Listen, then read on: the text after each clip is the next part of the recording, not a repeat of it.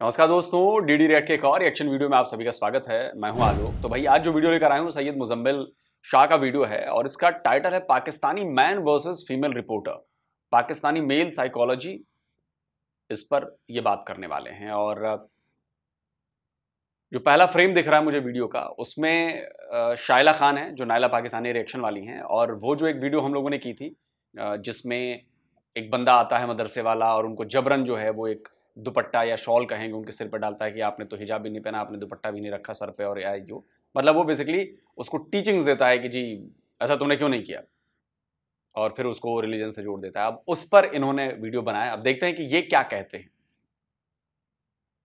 आप मेरे सामने खड़े हो इस्लामी मुल्क में, तो आपके सर पे दुपट्टा नहीं है, ठीक है? और भाई तुम लोगों का इस्लाम दुपट्टे से क्यों शुरू होता है, दुपट्टे पे क्यों खत्म हो जाता है? ये वीडियो जो आपने देखी है, बहुत से लोग इस पर तबसरा कर चुके हैं। कुछ दिन पहले की वीडियो है, लेकिन इसमें देखा यह जा रहा है कि एक रिपोर्टर जाती है बाहर आवाम के अंदर और उनसे सवाल करती है कि फ़लस्तीन आज़ाद करवाने के लिए आप लोग निकलते क्यों नहीं हैं। तो एक लड़का अचानक से नमूदार होता है अपनी खूबसूरत मेंटालिटी लेके, और वो ये कहता है कि फ़लस्तीन बाद में आज़ाद करवाएंगे, पहले अपने सर पे दुपट्टा ले लें, और अगर आप नहीं लेना चाहती तो मैं ख़ुद ये काम आपके लिए कर देता हूँ। तो वहाँ पर कैमरा के सामने खड़े होके लाइव इस लड़के ने अपनी जो चादर है वो उतार के उसके सर पे देने की कोशिश की, जिस पे स्नब किया। उस खातून ने बड़ा फर्मली रिस्पॉन्ड किया, जिसके लिए वो दाद की मुस्तहिक है। मैंने बहुत तारीफ़ की कि ऐसे होना चाहिए, ख़ातून को इतना एम्पावर्ड होना चाहिए कि जवाब दे सकें इस तरह के हैरासर्स को। लेकिन क्या ये सिर्फ एक आइसोलेटेड केस है जिसमें एक लड़के ने एक पैसिव सी अटैम्प्ट की है दुपट्टा दिलवाने की, या फिर ये एक ऐसी मैंटालिटी है जिस पे दहाइयों से इस रियासत ने इन्वेस्टमेंट किया और अब ये अपना फल दे रही है सबको, जो हम और आप काट रहे हैं? तो इसका जवाब ये है कि ये सिर्फ आइसोलेटेड इवेंट नहीं है, बल्कि इस लड़के ने पाकिस्तानी मर्दों की जो मेजॉरिटी है, अब आप लोग ट्रिगर ना हो जाइएगा ये सोच के कि नहीं हमने तो कभी ऐसे नहीं किया, हमें ये ऐसा क्यों कह रहा है। तो मैं बात कर रहा हूँ मेजॉरिटी की। ये साबित करने के लिए कुछ साल पहले मैं भी इस तरह ही बाहर निकला, लोगों से सवाल किए कि ख़वातीन के रेप हो रहे हैं तो क्या वजह है इसकी। उन्होंने ये कहा कि उनके कपड़े वजह हैं। असल में अगर वो पूछे बगैर मर्द से बाहर निकलेंगी फिर तो उनका रेप करना चाहिए। असल में अगर वो ऐसे जीन्स पहन के निकल जाएंगी या फिर स्लीवलेस पहन लेंगी तो फिर तो वो दावत दे रही हैं, कुछ भी कर दो उनके साथ, इसीलिए फिर वो जस्टिफाइड है कि जो भी उनके साथ होगा। तो मैं भी ये सोशल एक्सपेरिमेंट कर चुका हूँ और एक झलक आपने देख ली। इसी सारी गुफ्तगू के अंदर ये लड़का एडमिट करता है कि मैं मदरसे का तालिब इल्म हूँ। आपकी तरबियत पे बहुत बड़ा डिफेक्ट है। 10 डिफेक्ट तो मैं मदरसे से सीख के आया हूँ। हाँ, मदरसे से क्लैपिंग करो। ये मदरसा प्रोडक्शन है, करे क्लैपिंग जरा। मदरसा में ये सिखाया जाता है आपको, यही सिखाया जाता है आपको। अनफॉर्चुनेटली इस रियासत के अंदर पिछली चंद दहाइयों में ऐसे दिमाग पैदा किए गए हैं जो कि बारूदी जहन बन चुके हैं, जो कि एक अनएम्प्लॉयबल क्लास है, यूज़लेस क्लास है। उसकी वजह यह है कि ये वो लोग हैं जो कि मुआशरे जिस रफ्तार से तरक्की कर गए, ये उस रफ्तार को पकड़ ही नहीं पाए। इतना पीछे रह गए हैं कि अब इनको समझ नहीं आ रही कि एक बचपन से जो हमें इंडोक्ट्रिनेशन घरों में की जाती है, जब आँख खुलती है और बड़े होते हैं तो बताया जाता है कि तुम इस घर को संभालोगे और तुम जो है वो फ्रंट सीट पे होगे, इसके अलावा जो तुम कहोगे वो सब करेंगे। फिर अब अपने वालिद को घर में ये करता हुआ देखते हैं कि वो अगर चपेट मार रहा है अपनी माँ को तो वो आगे से चुप है।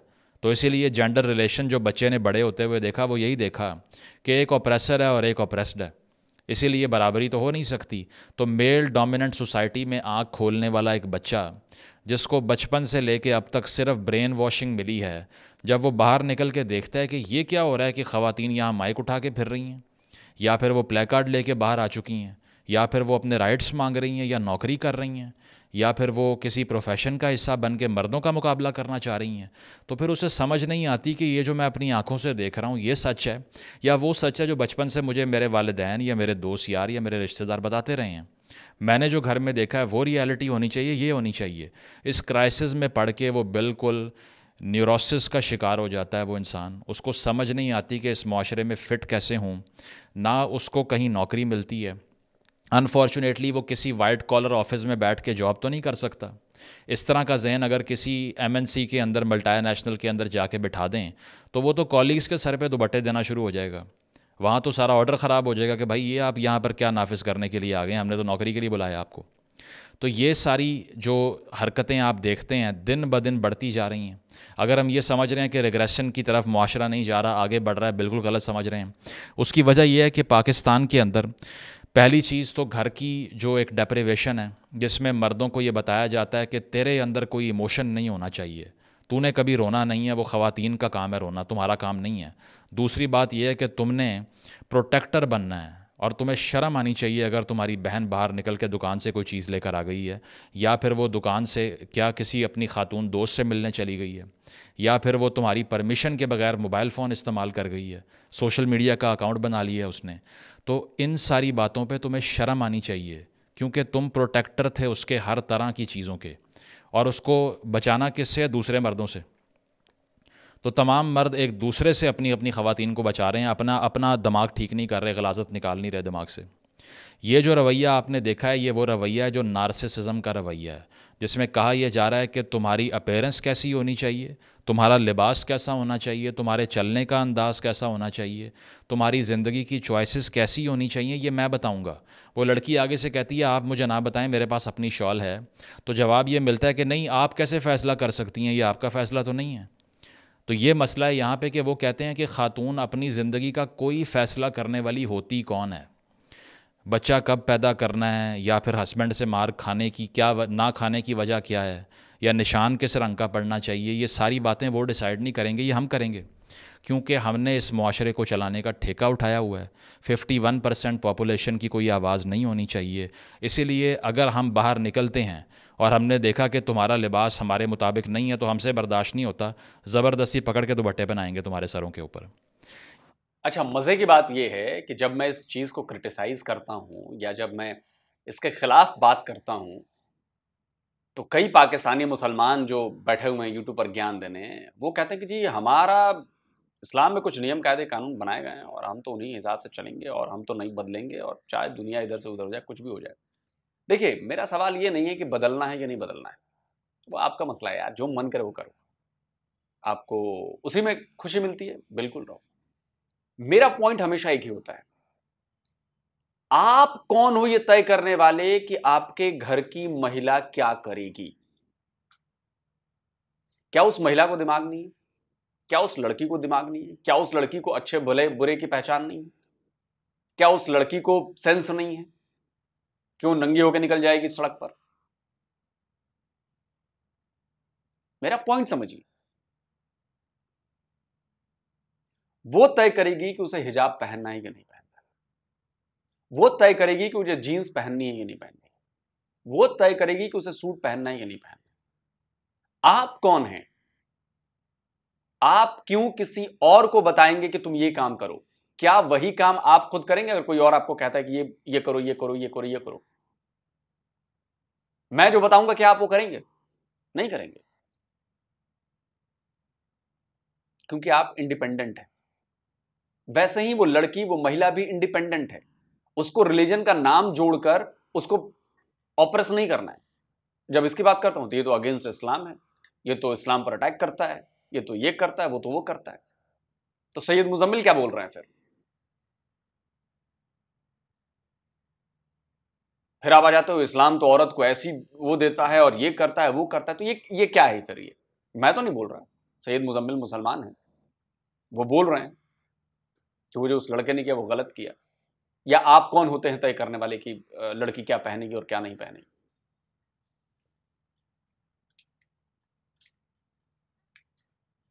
बदलाव तो हो रहे हैं, बदलाव होंगे, और जो वक्त के साथ नहीं बदलेगा उसका नामो निशान मिट जाएगा, यकीन मानिए। ये वो मेंटालिटी है जिसने पाकिस्तान को इस नहज पे पहुंचाया कि अब आपको समझ नहीं आ रही कि आपने जिस तरह के जहनों की एक अमेलगमेशन क्रिएट कर ली है, इसका अब करना क्या है। ना इनको अब अफ़गानिस्तान भेज सकते हैं, वहाँ भी कोई इस तरह की जंग बाकी नहीं रही। ना इनको हिंदुस्तान भेज सकते हैं, वहाँ भी FATF हमें पकड़ लेगा कि ये आप क्या कर रहे हैं। ना इन्हें इंपोर्ट कर सकते हैं, ना ये यहाँ GDP में कुछ पैदा कर सकते हैं, ना ये कोई साइंसी ईजाद कर सकते हैं, ना ये कुछ लिख सकते हैं, ना ये कुछ पढ़ सकते हैं। तो फिर ये सारी जो आपने खेप तैयार की है, इसका करना क्या है? इस पर रियासत भी समझ से बाला तरह उनके भी कि अब हम करें क्या, इस मुल्क को कैसे आगे लेके जाएं। हमें जिस नहर वाले पुल पे बुला के हमारे जो फॉर्मर पार्टनर्स हैं, चाहे वो सऊदी अरेबिया और अमेरिका हों, वो तो अब वहाँ छोड़ के हमें चले गए हैं। वो अपने मुल्कों में कंसर्ट्स करवा रहे हैं, लिबरलाइजेशन कर रहे हैं, नए नए शहर बना रहे हैं, ओपननेस लेके आ रहे हैं, सिनेमास खोल रहे हैं, ख़वातीन को ड्राइव करवा रहे हैं। हम यहाँ पे कह रहे हैं कि नहीं, असी दसांगे कि आना दा मसला की है। तो हम तो उस मेंटालिटी में आ गए हैं कि उन्हें भी अब हमने ठीक करना है, बाकी सारी दुनिया को भी हमने ठीक करना है। इसको सोशल साइकोलॉजी के अंदर कलेक्टिव नार्सिसिज्म कहते हैं। कभी पढ़ें इस बारे में। कलेक्टिव नार्सिसिज्म ये होता है कि जब आपकी अपने बारे में इम्पॉर्टेंस और पॉजिटिव इमेज की जो फीलिंग्स होती हैं वो हाइटेंड होती हैं। आप ये सोचते हैं कि जो मैं हूँ ना, सारी दुनिया का महवर मैं हूँ, मैंने ये फ़ैसला करना है कि दुनिया के फ़ैसले कैसे होने चाहिए। दुनिया, वो जिस तरह ज़ैद आमिर साहब कहा करते थे कि पाकिस्तान की हाँ और ना में दुनिया के फ़ैसले होंगे, 5 साल दे दें हम चांद पे होंगे। बिल्कुल उसी तरह यही नार्सिसिज्म का शिकार पाकिस्तान में मेजॉरिटी मर्द दिखाई देंगे आपको, जो कहेंगे कि यार ये सारी दुनिया हमारे ख़िलाफ़ है, हमारी इतनी इंपॉर्टेंस है कि एक लीडर आया, उसको अमेरिका ने कहा कि नहीं, अगर ये यहाँ पे रह गया तो हम सफ़ाई हस्ती से मिट जाएंगे, इसको निकाल दो, उखाड़ के बाहर फेंको। इसकी भी बेसिस वही कलेक्टिव नार्सिसिज्म ही है कि हम ये सोचते हैं कि हम इतनी अहम कौम हैं कि दुनिया तो चल ही नहीं सकती है हमारे बगैर। इसीलिए अगर हमें कोई चीज़ अच्छी और बुरी लगती है, दुनिया को भी वही लगनी चाहिए। फिर एलिमेंट ऑफ डाउट ख़त्म हो जाता है और फिर इस तरह के लोग बाहर निकल के अपना नफाज करने आ जाते हैं मोरालिटी का सारा। तो पहली चीज़ कलेक्टिव नार्सिसिज्म का इशू है, ठीक है। दूसरी चीज़ है न्यूरोसिस का मसला, यानी कि आप किसी भी जो एक चेंज मुआशरे में होता है इनेबल होते हैं उसको अडॉप्ट करने में, आप अडॉप्ट ही नहीं कर पाते उसको। उसकी वजह यह है कि आप इमेच्योर इतने ज़्यादा होते हैं कि चाहे आपकी उम्र बढ़ती जाए, लेकिन जो बचपन की इंडोक्ट्रिनेशन है उससे और रियलिटी से कोई रिकन्सिलिएशन नहीं होती। और फिर आप इस कश्मकश का शिकार होते हैं कि एक इंडोक्ट्रिनेशन जो बचपन से ब्रेन वॉशिंग है वो मेरे दिमाग में है, और दूसरी मैं यहाँ पे देख रहा हूँ मेरे से तो कुछ हो ही नहीं रहा। मुझे जो जो कहानी सुनाई गई वो सारी गलत साबित हुई। मुझे कहा गया कि बेटा सब्र करो, मुझे कहा गया कि बेटा बड़ी बड़ी गाड़ियों के पीछे ना भागो, मुझे कहा गया कि नहीं इंसाफ माशरे में देखा जाता है। यहाँ तो कुछ भी नहीं मिल रहा, यहाँ तो जिसके पास लाठी है वो मार रहा है मुझे और सब कुछ लेके जा रहा है। तो क्या फ़ायदा इन सारी चीज़ों का? इससे एक न्यूरोटिक मुआशरा क्रिएट होता है जो कि हो चुका है यहाँ पे। और दूसरी चीज़, घरों के अंदर बताया जाता है कि इमोशन को कंडेम करो। इवन किसी खातून से शादी हो जाए ना ऐसे मर्द की, तो घर में जो माँ होती है वो ये इंश्योर करती है कि कहीं खातून जो कि बाहर से मेरी बहू बन के आई है उसका कोई इमोशनल बॉन्ड मेरे बेटे से बन ना जाए। इसीलिए वो बार बार उनको जलील करती आएगी। तुम्हें शर्म नहीं आती, अकेले फ़िल्म देखने चले गए हो? तुम्हें शर्म नहीं आती, सिनेमा चले गए हो मेरे से पूछे बगैर? तुम इतनी लेट रात को आ रहे हो, ये कपड़े किस तरह के पहन रही है? तो वो ये इंश्योर करता है, ये फैमिली ओप्रेसिव हायरार्की का स्ट्रक्चर, कि कहीं भी ये जो रोबोट हमने पैदा किया है जिसका नाम हमारा बेटा है, ये कहीं कोई इमोशनल बॉन्ड ना किसी से क्रिएट कर ले, वरना तो ये इंसान बन जाएगा और फिर हमारा रोबोटिक ऑर्डर कैसे मानेगा ये? इसीलिए इस मुआशरे में एक साइकिल ऑफ ऑपरेशन है। घर वाले भी मर्दों को ऐसा बना देते हैं कि वो ज़ॉम्बी बनने के अलावा कुछ बचता नहीं है उनके दिमाग में। वो तशद्दुद के रवैयों की तरफ इतनी जल्दी माइल हो जाते हैं कि उनके अंदर की एम्पैथी तबाह हो जाती है। और फिर वो वीडियोस के नीचे जिसमें ख़वातीन के रेप हो जाएं, अभी रिसेंटली जो वाक़या हुआ है जिसमें बाप और भाई ने मिल के घर में मारा एक खातून को, उसके नीचे कमेंट्स पढ़ लें। 70% मर्द कह रहे हैं कि अगर औरतें इस तरह की हरकतें करेंगी तो ये तो होगा ना। एक ऐसे घर में जहाँ पर इंसेस्ट के बाद सेक्सुअल वायलेंस प्रैक्टिस किया गया है उसको भी कंडेम नहीं कर रहे। APS जैसे वाक़यात हों या तालिबान का ऑपरेशन हो, स्कूल जाने ना देना, सबको कंडेम नहीं करेंगे, खामोश रहेंगे उस पर, बल्कि सपोर्ट करेंगे उसको। क्यों? क्योंकि आपने उनकी इमोशनल जो इंटेलिजेंस है उसको तबाह कर दिया इस माशरे ने। एक तो रियासत ने अभी एक कोई वीडियो भी बड़ी वायरल हो रही थी, ये वाली खबर तो वायरल हुई थी कि बाप ने बेटी के साथ ही किया, जो भी है ये उनका मसला है, करें। एक और क्लिप वायरल हो रही थी, उसमें भी बाप ने बेटी को हैरेस किया। क्लिप मिलेगी तो मैं लगा देता हूँ, सुनिए।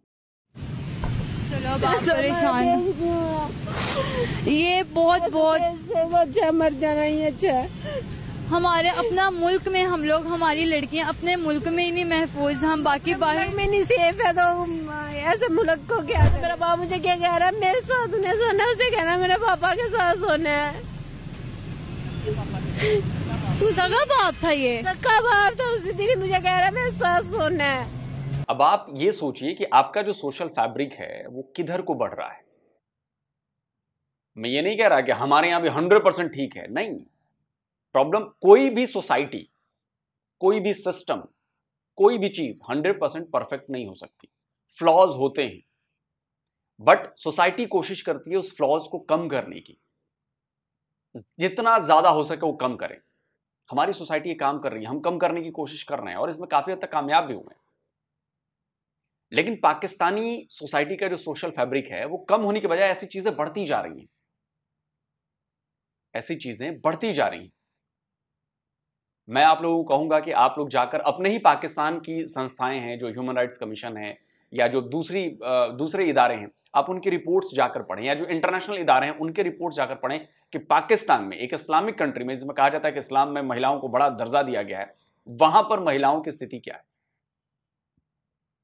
वहां पर महिलाएं कैसे, मतलब उन पर जुल्म किए जाते हैं, उनको दबा के रखा जाता है, उनकी मनमर्जी नहीं चलने दी जाती, उनको एज ए ज़ॉम्बी बनाकर रखा गया कि उसका कंट्रोल मेरे हाथ में है।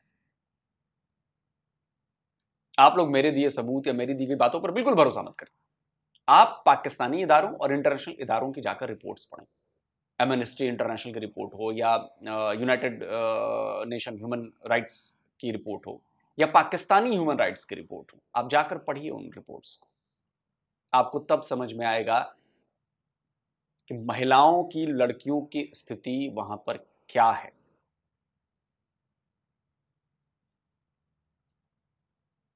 रियासत ने दहाइयों तक यहाँ पे वो लिटरेचर पढ़ाया है जिससे वो इंसान नहीं बचे।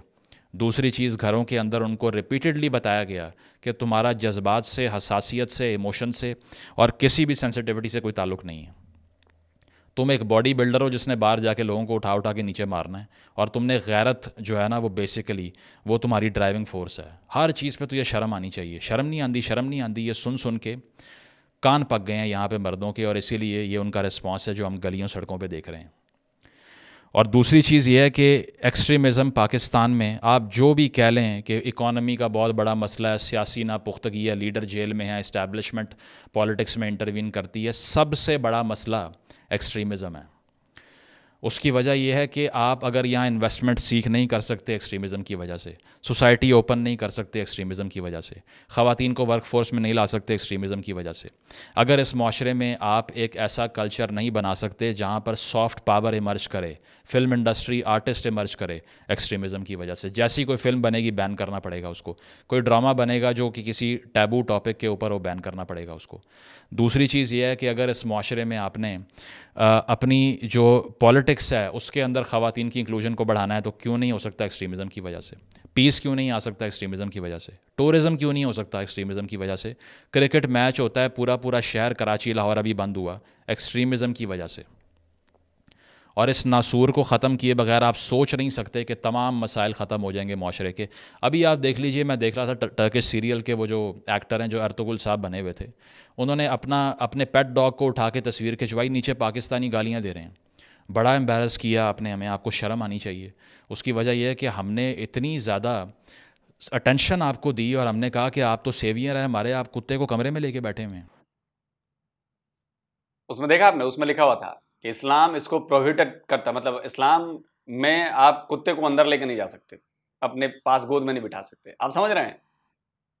और मुझे याद आ रहा है कि अर्तुगरुल की ही कोई एक्ट्रेस थी और उन्होंने कोई बिकनी शूट कर लिया या कोई ऐसा फोटो शूट कर लिया था, उसके बाद तो पाकिस्तानी पागल हो गए। आप कैसे कर सकती हैं, मतलब इतने गालियां दी गई उन एक्ट्रेस को और ऐसा करके कि पूछिए मत। अरे भाई, वो टर्की की हैं, वो टर्की की एक्ट्रेस हैं, आप कौन हो? आप उनके अब्बा हो, आप उनके भाई हो। जब उनके अब्बा उनके भाई को प्रॉब्लम नहीं है, तुम्हें क्यों हो रही है? लेकिन नहीं, इन्होंने तो उसको इस्लाम से जोड़कर ऐसा किया भाई साहब कि चरस ही बो दिया वहां पर।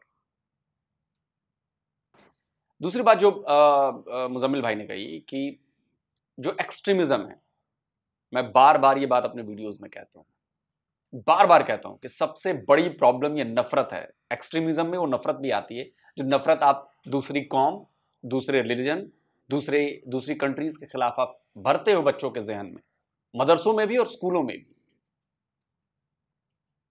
और वो इस कदर भर जाती है कि बच्चा जब बड़ा होता है तो वो सबको सच मानता, बोलता है यही तो करना है, यही सच है। तो आप उस एक्सट्रीमिज्म को नहीं हटा रहे हो। और चूंकि वो एक्सट्रीमिज्म रिलीजन में शामिल कर दी गई है, रिलीजन से जोड़ कर निकाली गई है कि भाई इस्लाम खतरे में है और इस्लाम को बचाना है और यही तरीका है, कोई और सुनना ही नहीं चाहता उस पर। आपको शर्म नहीं आई हमें इस तरह बैक स्टैप करने से पहले? वो भी हैरान हो रहे हैं कि भाई ये कौन से ज़ॉम्बी हम पे छोड़ दिए हैं, ये किधर रह रहे थे पहले, इनका दिमाग कहाँ डेवलप हुआ है, ये कौन लोग हैं?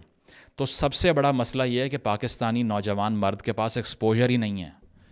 उसने ऐसे बबल में परवरिश हासिल की है कि उसको पता ही नहीं दुनिया कहाँ पे पहुँच चुकी है।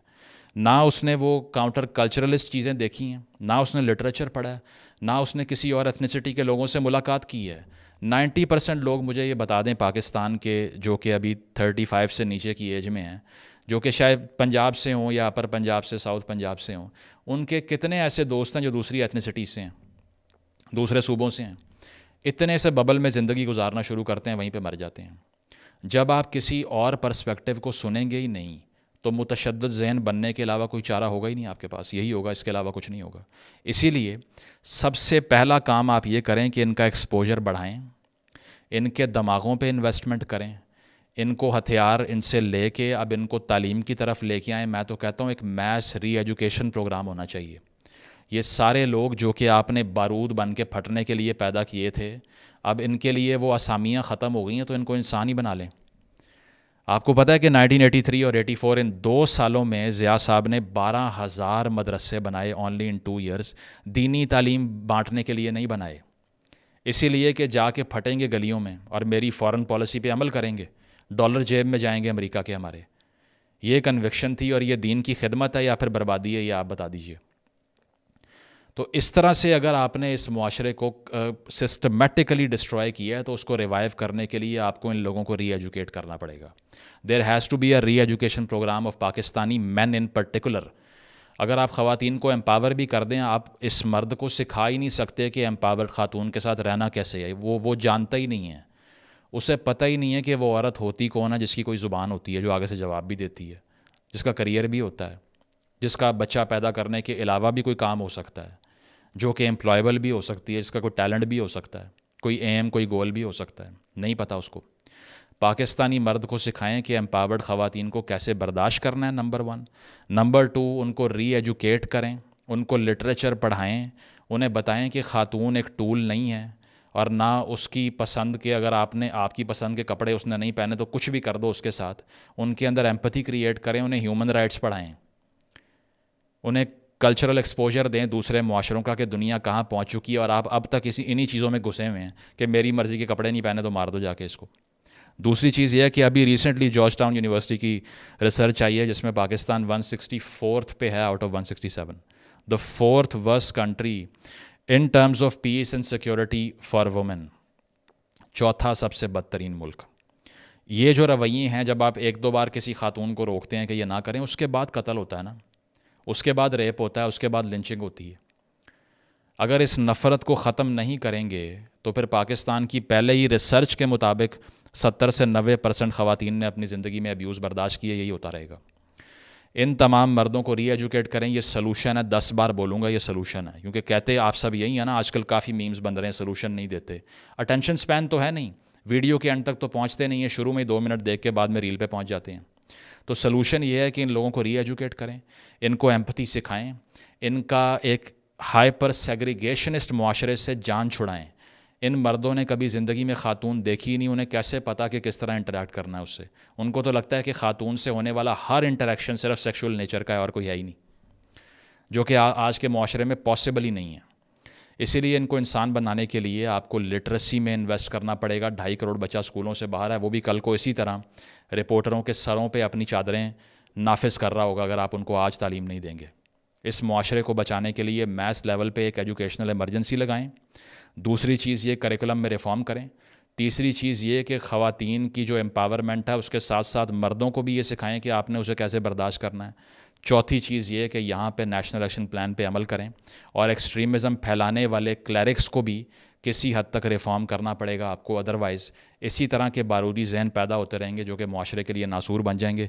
फिर आप चाहे किसी वज़ीर आज़म को जेल से निकालें, इस्टेब्लिशमेंट को पॉलिटिक्स से निकालें, नवाज़ को लाएँ, इमरान को लाएँ, जरदारी को लाएँ, कोई फ़र्क नहीं पड़ता। Thank you. ये है जो सॉल्यूशन दिया है सैयद मुज़म्मिल ने, और ये बहुत सही पॉइंट्स हैं और यही सॉल्यूशन है। तो जब भी मैं नफरत की बात करता हूं, उस एक्सट्रीमिज्म की बात करता हूं, तो लोग मुझे कमेंट में पाकिस्तानी कहने लगते हैं, रिएक्शन चैनल वाले कहने लगते हैं कि ये तो डायरेक्ट हिट करता है इस्लाम पर। आपको क्रिटिसिज्म सुननी पड़ेगी, क्योंकि गलती करने वाले को इस बात का एहसास नहीं होता कि वो गलत कर रहा है।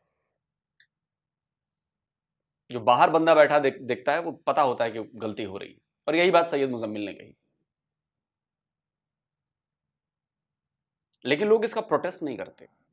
अभी पिछले साल की रिपोर्ट है, आपके पाकिस्तान की रिपोर्ट है, आपके स्कूलों में माइनॉरिटीज के खिलाफ किताबों में कंटेंट को बढ़ा दिया गया है। आपके यहां की रिपोर्ट कहती है, कोई पाकिस्तानी मुझे यह बताए कि माइनॉरिटीज के खिलाफ, जिसमें हिंदू भी हैं, क्रिश्चियन भी हैं, सिख भी हैं, अहमदिया मुसलमान भी हैं और दूसरी कम्युनिटीज हैं, उनके खिलाफ कंटेंट क्यों बढ़ाया गया है आपकी स्कूल की किताबों में? ये पिछले साल की रिपोर्ट है, आप सोचो इसका मोटिव क्या है? क्या कभी किसी ने यह बात सोचने की कोशिश की है? जो बच्चा स्कूल में पढ़ेगा कि हिंदू तो गंदे होते हैं, हिंदू हमारे दुश्मन हैं, हिंदुओं को तो मार दो, क्रिश्चियन के साथ ये कर दो, सिखों के साथ ये कर दो, ऐसा कर दो, वैसा कर दो, वो बच्चा जब बड़ा होगा वो क्या करेगा? वो तो जहां हिंदू को देखेगा वहां पे उसके खिलाफ बात करेगा, जहां वो क्रिश्चियन को देखेगा, जहां वो सिख को देखेगा, ये इनका तो काम करना पड़ेगा, इनका काम लगाना पड़ेगा। आप सोचो आप क्या कर रहे हो अपनी जनरेशन के साथ। और जो ये 76 ईयर्स से आपने ये किया है, आज उसका रिजल्ट दिख रहा है। वो रिजल्ट दिखता है।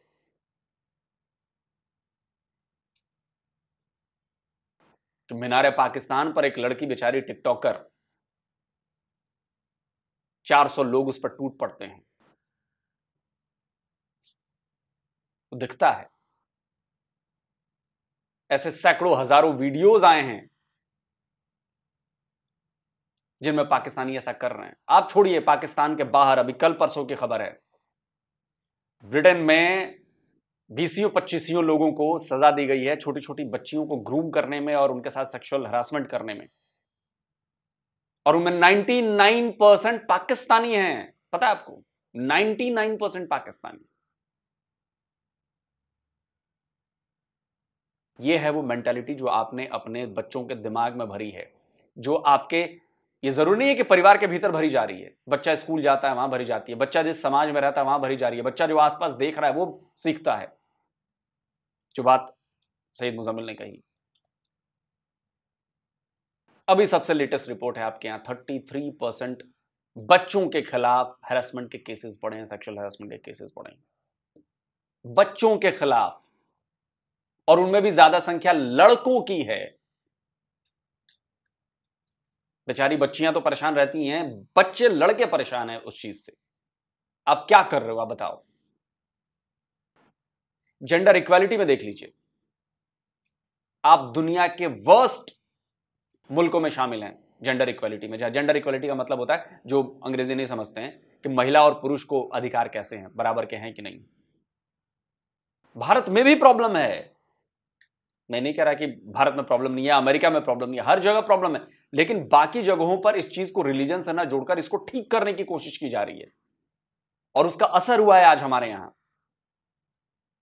उसका असर यह हुआ है कि हमारा जो अग्नि 5 मिसाइल की प्रोग्राम हेड थी वो एक महिला हैं, साइंटिस्ट हैं वो।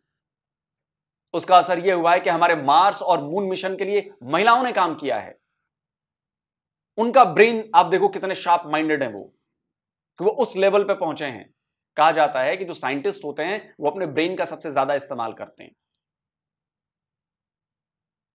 तो आप इस पॉइंट को समझो, और आप लोग इसको रिलीजन जोड़ने, पर्दा करना जरूरी है, बिना पर्दे के निकलना वो नहीं है, कपड़े तुमने ऐसे कैसे पहन लिए, तुमने वैसे कैसे पहन लिए। अरे छोड़ो ना यार, उसको करने दो ना, उसको पहनने दो कपड़े, उसको जो करना है पढ़ने दो, उसको जो करना है करने दो। जैसे आप फ्री हो कुछ करने के लिए, आप उसको भी छोड़ दो ना।